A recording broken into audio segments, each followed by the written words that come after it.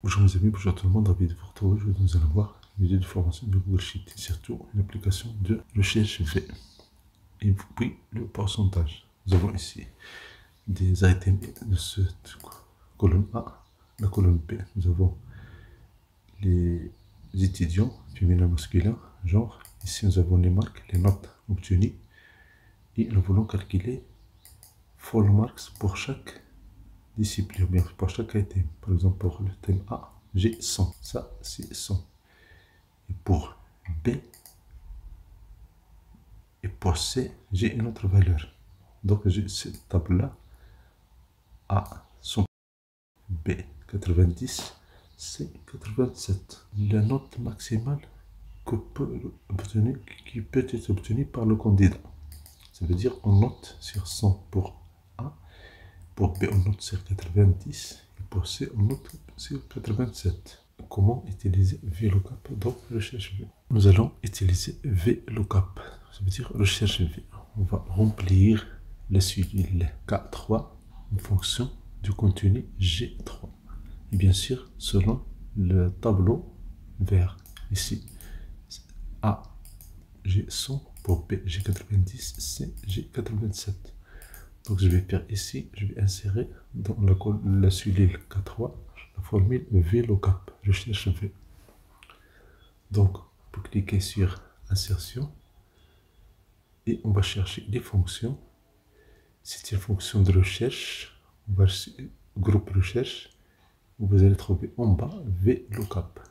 Donc VLOOKUP, la quantité cherchée ici, c'est bien la valeur cherchée, c'est G3. Je continue dans la barre de formule. Maintenant, la plage, c'est cette plage-là. J2 jusqu'à H4. Je clique sur F4 pour fixer cette valeur-là, ce champ-là. Point virgule. Où se trouve le deuxième, la réponse? C'est dans la deuxième colonne. Donc, je mets la colonne 2. Et puis, est-ce que je veux que le test soit trié? Est-ce que je veux avoir une valeur approximative ou non? Si je veux valeur approximative, je vais mettre 1. Sinon, je vais mettre faux ou bien 0. Je vais mettre 0. Si je valide, j'ai une erreur. Pourquoi? Parce que la cellule G3 est vide. Si je remplis la cellule par C, j'ai immédiatement 87. Si je remplis par A, j'ai immédiatement 100. Si je mets B, j'ai le résultat. Donc si je mets ici l'item, je vais ici avoir full mark. Donc si je mets ici par exemple A, je vais avoir ici 100. Donc je vais cliquer sur égal.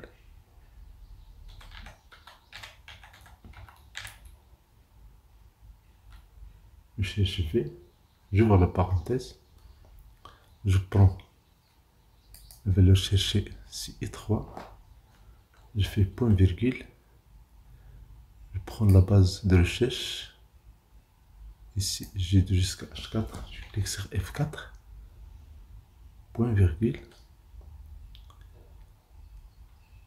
je vais renseigner la colonne où se trouve la réponse, s'il existe. Ça c'est la première colonne, c'est G, deuxième colonne c'est H. Donc je mets 2, point virgule. Ce que je vais mettre ici, c'est est-ce que je veux une valeur proche ou bien une valeur exacte. Ici je veux une valeur exacte, donc pas d'approximation, je mets 0. Je ferme la parenthèse et je valide. Il y a une erreur, pourquoi? Parce que la fonction elle est inconnue. Donc au lieu d'avoir recherche V, on va faire VLOOKUP.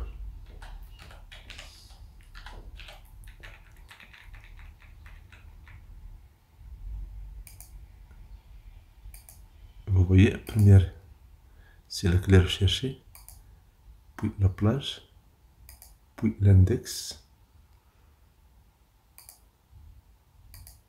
L'index, c'est le numéro de la colonne. Et puis, est-ce que je veux avoir une recherche exacte ou bien une recherche approximative? Si je veux une recherche exacte, je mets 1.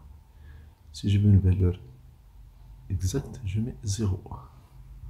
Si je valide, voilà, j'ai immédiatement le résultat. il y a ici une saisie automatique, c'est gestion saisie. Si je mets CTRL plus entrée, je vais avoir le remplissage automatique. Donc j'ai fait CTRL entrée.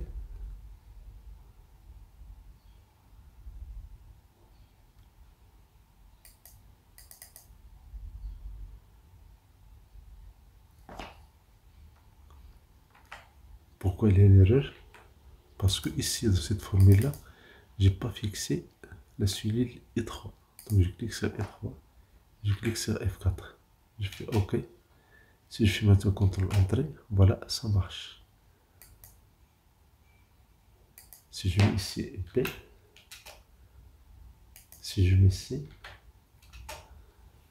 voilà une application de recherche V. Donc on va utiliser ici, on va faire égal V. Donc app, la clé chercher, c'est la donnée de la cellule A2. Je n'ai pas fixé ça par F4, je vais faire point virgule. Sinon je vais faire virgule parce que ici c'est version anglaise ou américaine. La plage où se trouvent les données, c'est cette plage là, J2 jusqu'à H4. Je clique sur F4 pour fixer la table. Maintenant la plage.